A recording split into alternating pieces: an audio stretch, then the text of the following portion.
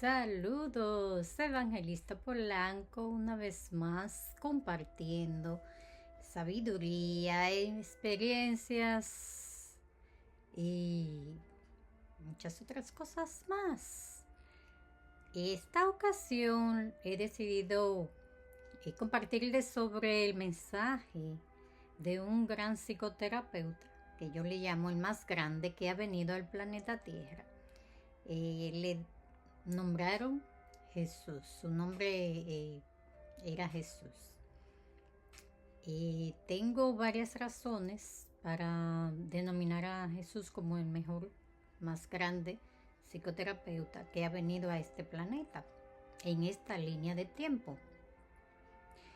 Entre esas razones, mayormente cuando uno es psicoterapeuta, uno se dirige a un grupo de personas.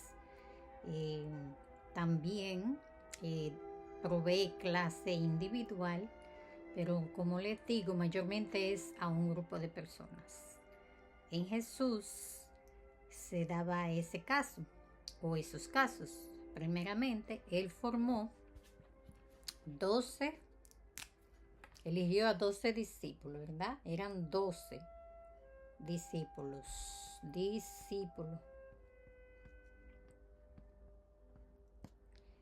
Esos 12 discípulos, Jesús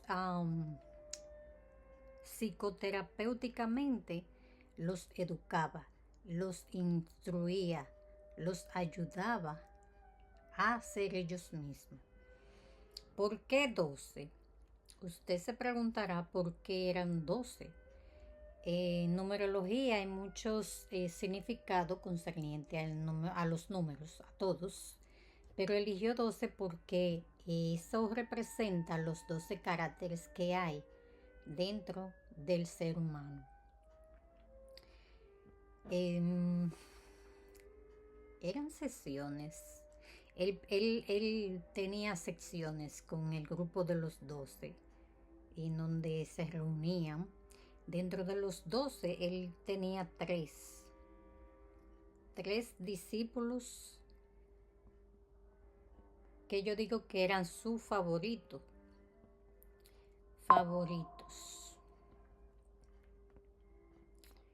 Vamos a ver, le voy a decir seguidito quiénes eran esos tres discípulos. Esos tres discípulos eran Juan,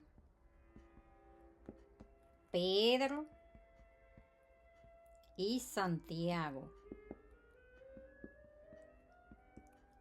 Ellos tres participaban en reuniones especiales. Se considera que ellos ya podían participar de esas reuniones especiales con Jesús por su preparación, dicho sea de paso, adquirida a través de Jesús. Solamente ellos tres.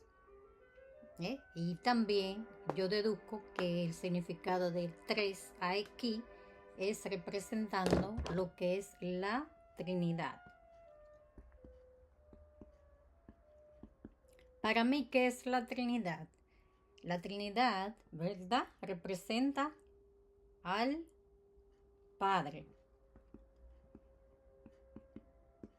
al Hijo y al Espíritu Santo. ¿Quién es el Padre? Es la conciencia. ¿Y quién es el Hijo? El hombre, humanidad, como usted le quiera llamar, y el Espíritu Santo, el Espíritu, que es la misma energía. Entonces, ellos tres representaban eso y podían participar de reuniones especiales. Ahora, dentro de los tres había un discípulo que se le llamaba el discípulo amado. El discípulo amado.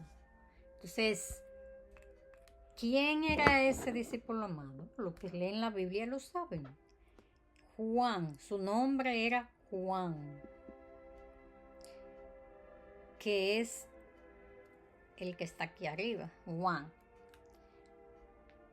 Se le decía el discípulo amado porque él siempre vivía al lado de Jesús. En todas las reuniones que aparecían, y si se lee en el Nuevo Testamento, dentro de los libros, que se puede decir que las historias que no fueron alteradas, porque todas fueron alteradas, Juan aparece siempre al lado, en el hombro de Jesús, recostado al lado siempre. Y cada vez que Jesús necesitaba algo, era el primero que se paraba a servir.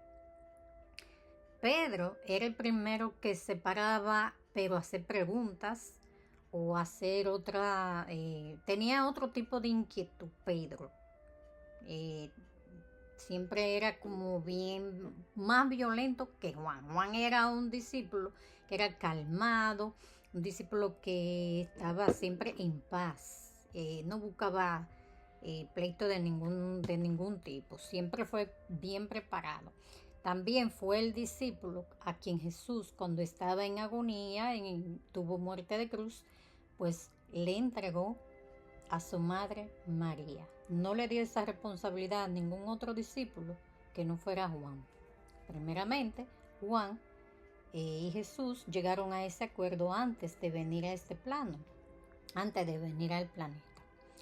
Entonces, por eso se dieron esas situaciones ahí.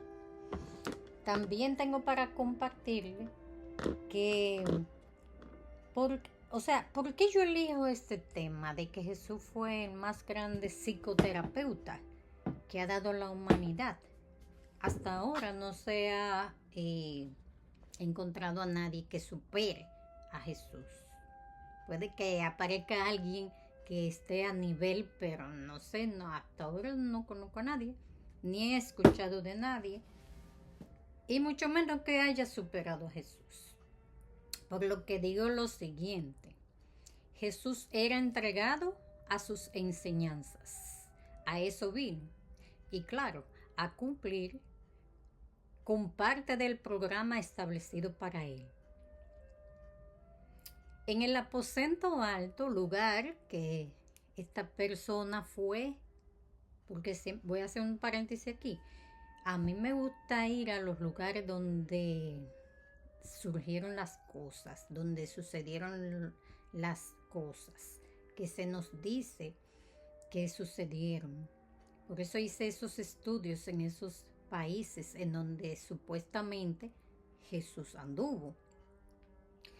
Y digo supuestamente, por ejemplo, le mencioné el aposento alto, que es donde Jesús hacía las reuniones con los discípulos.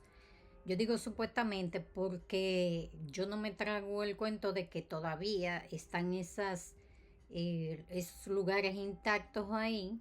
Puede que sea verdad, pero puede que han habido tantas reconstrucciones, falsificaciones, que ya no se sabe si es solamente por el negocio que hay, que tú tienes que pagar para entrar a esos lugares.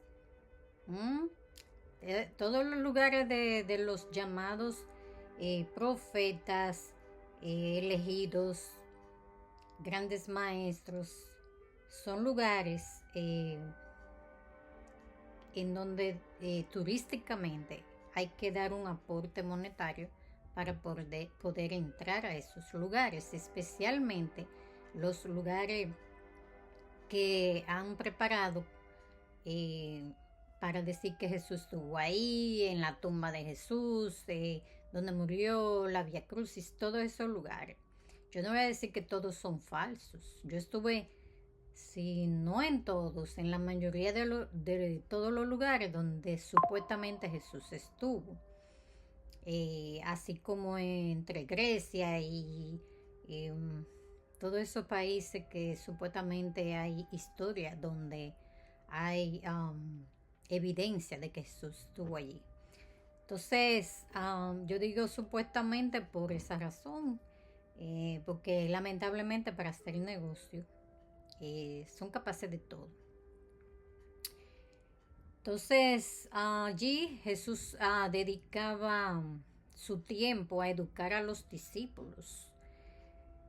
Ah, formaba un círculo. Jesús formaba un círculo, ¿verdad? De esta manera. Aquí se reunían dentro de lo que era el aposento alto. Entonces los discípulos se sentaban en forma de círculo y Jesús se sentaba entre ellos, no aquí en el medio, como que Jesús estuviera en el medio, no.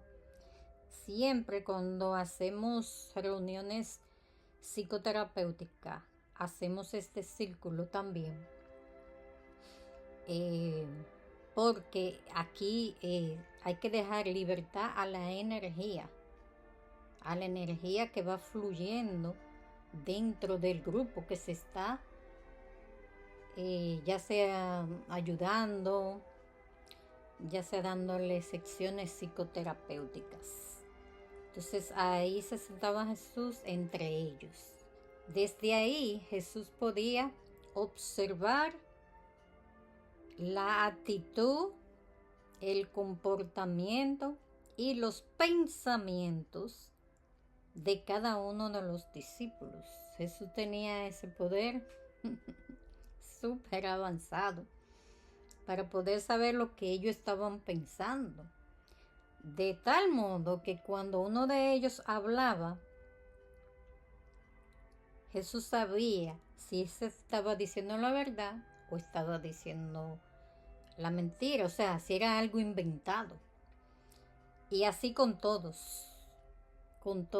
Y ya ellos sabían y conocían a Jesús, por lo tanto tenían que ser lo más honesto posible, porque Jesús se daba cuenta de quién era honesto y quién no lo era. Entonces, ahí, en ese círculo que Jesús formaba,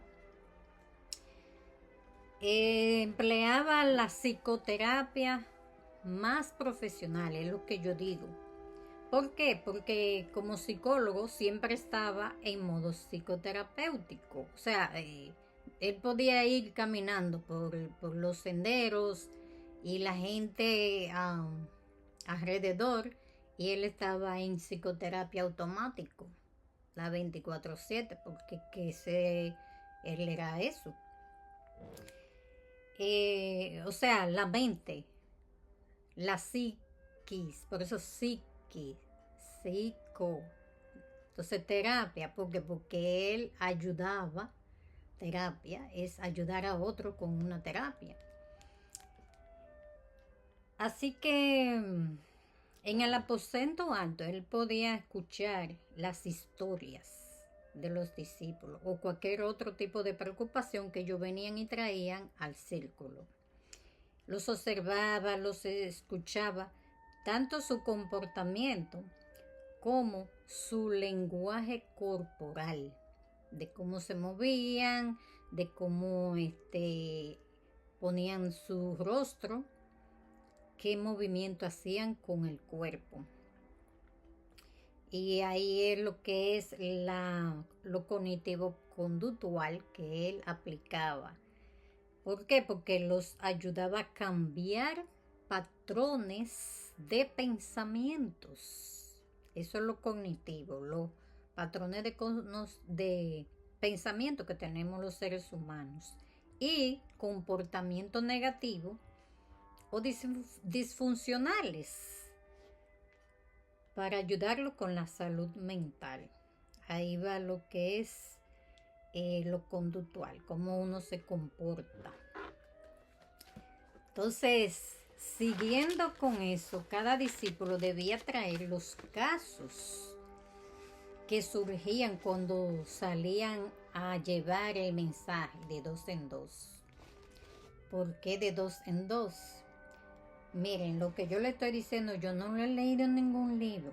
Son conclusiones que he sacado y que me llega explicación de mi yo superior, que cada uno tenemos. Entonces, ¿por qué de 2 en 2? uno era el que hablaba, introducía el mensaje, pero el otro estaba pendiente orando. Estaba, yo digo, en modo conectándose con lo que es la energía. Un soporte energético, yo digo. Así el mensaje podía llegar con poder. Entonces, siguiendo con eso, lo que pasó con los discípulos de primera mano, tener los conocimientos que tuvieron, fue un privilegio. En cada caso expuesto por los discípulos, Jesús hacía un análisis, sacaba conclusión que a veces no era comprendido inmediatamente por los discípulos, sino con el tiempo. Y eso pasa con nosotros también. Yo soy ejemplo de eso.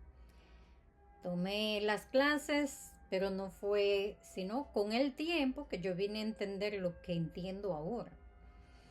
En cada exposición, los discípulos traían a su memoria recuerdos de su infancia, cómo habían vivido, y esto les hacía llorar.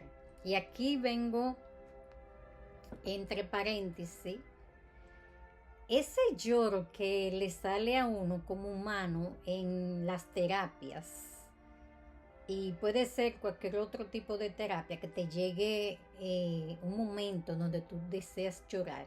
A los discípulos también le pasaba lo mismo. A Jesús le pasó lo mismo. Ese lloro puede ser significado de alegría, significado de que recordó ciertas historias que no le gustó pasar y sintió rechazo, sintió culpabilidad, sintió deseos de ser sanado en ese momento y dar gracias. Hay lloros que son de gratitud. Entonces, yo lo que le digo a las personas que yo instruyo es que se vayan a la raíz de dónde fue en el momento que en inglés se dice trigger, le disparó ese momento de llorar. Váyase a ese momento en donde eso le provocó llorar, porque allí está la fuente de esa necesidad que tú tienes de resolver algo. Y vuelvo y repito, puede ser de gratitud. Tú vas a ir ahí, a ese momento, y te vas a dar cuenta de qué es, por qué es. A veces no damos cuenta inmediatamente. Me salieron las lágrimas de la emoción tan linda que sentí, de esa felicidad que sentí. A mí me pasa montones de veces que yo voy por el camino y se me asoman las lágrimas. Muchas veces también, aparte de que son mayormente por alegría que se me asoman las lágrimas, se me han asomado las lágrimas porque me siento culpable de no haber dado paso a algún entendimiento que yo tuve en el momento que tuve la oportunidad de haber entendido ese mensaje y no lo entendí, o de haber perdonado a alguien y no lo perdoné, o de haber escuchado a alguien y no lo escuché, o de haber tenido un comportamiento y no lo tuve. Son sin número de razones por las que nosotros como seres humanos lloramos en una sección psicoterapéutica o de otra índole. El discípulo que siempre estaba con Jesús, que yo decía, que mencioné, fue Juan, y siempre se daba cuenta de la necesidad que tenía Jesús en ese momento, ya sea para ayudar o para sí mismo. Y Juan era el primero que se levantaba. Jesús, con su vasta presencia, los iluminaba y los llenaba de su amor. El campo áurico de Jesús llenaba la sala donde se encontraban, así como todos los lugares que él iba. Los discípulos de la alegría de los discípulos, de la alegría que sentían, entonaban cantos, poemas y recitaban con euforia. Yo he tenido momentos en donde he hecho ese tipo de meditación, en donde me traslado a ese momento de la historia. Recuerden que todo está pasando en el mismo momento, ahora, aquí, ahora.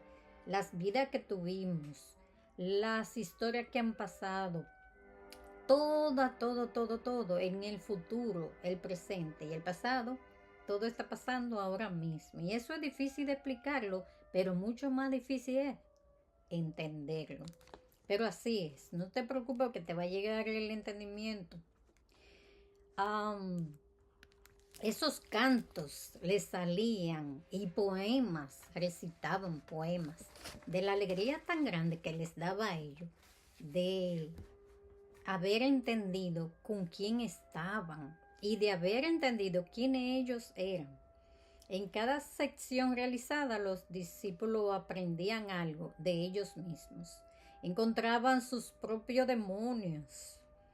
Así se preparaban para ayudar a otros a sacar sus propios demonios. Y que yo dije en un video anterior, los demonios son los pensamientos negativos y fuerzas energéticas a manera de pensamientos que se apoderan de la persona. Por eso se sabe que Jesús sacaba demonios. Eran entidades negativas que se adhieren a la persona. Y a todos nos pasa en X momento, más que a otros. A uno les pasa. Sí, a cada ser humano tiene los dos tipos de pensamiento. Y los nombres que se le pone, pensamiento demoníaco y pensamientos que no son demoníacos, positivo y negativo. Todos los seres humanos son propensos. El mismo Jesús batalló con sus propios demonios. Allí, en los 40 días de ayuno y oración, esos pensamientos lo incitaban a adorar la obra que vino a realizar, o sea, a que el ego de Jesús se apoderara de él y fuera egocéntrico. Pero Jesús sabemos que en esos 40 días y esas 40 noches aprendió, manejó el asunto por sí mismo. Él podía pasar esa prueba con la ayuda de, como ahí dice en la Biblia, ayuda de los ángeles, que ya sabemos quiénes eran esos ángeles.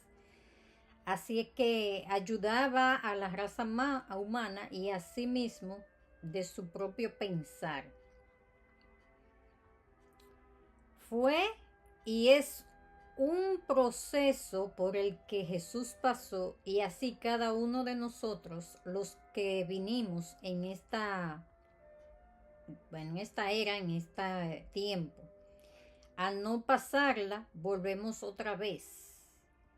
Al finalizar y tener éxito dominando los pensamientos y no que ellos nos gobiernen a nosotros,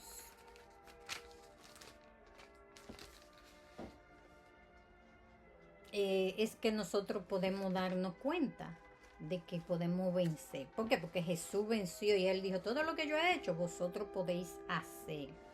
Así que yo espero que esta explicacióncita sobre de que Jesús fue el psicoterapeuta más grande que ha dado o ha venido al planeta Tierra, ha tenido su razón de ser. Y yo creo que todo el que escuche esta explicación que yo di va a estar de acuerdo conmigo, porque o lo va a investigar o y yo sugiero que se investiguen todas las cosas que esta servidora expone y comparte.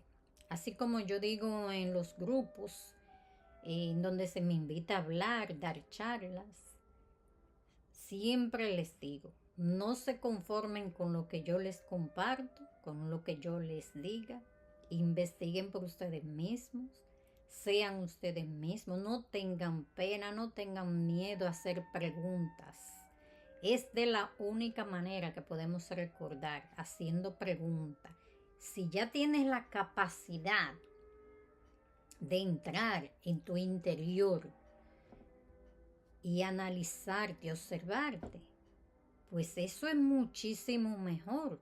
¿Por qué? Porque cada pregunta que te surge, tú vas a recibir la respuesta a su tiempo. Todo llega a su tiempo. Así que si tienes una pregunta concerniente a lo que fue eso del aposento alto, a lo que fue Jesús como psicoterapeuta, no hay nada que dudar que así lo fuera. Deja tu comentario aquí, comparte, dale like. Y ya tú sabes, muchas bendiciones y espero que sigan nutriéndote de todas estas cosas, pues es lo único que nos vamos a llevar cuando partamos de esta dimensión, de este plano. Son las cosas espirituales. Lo demás son parte de la experiencia que vinimos a vivir y es mejor tener una balanza equilibrada. Lo que es lo espiritual y lo que es lo material. Tener una balanza. Así que será hasta la próxima. Bendiciones. Bye.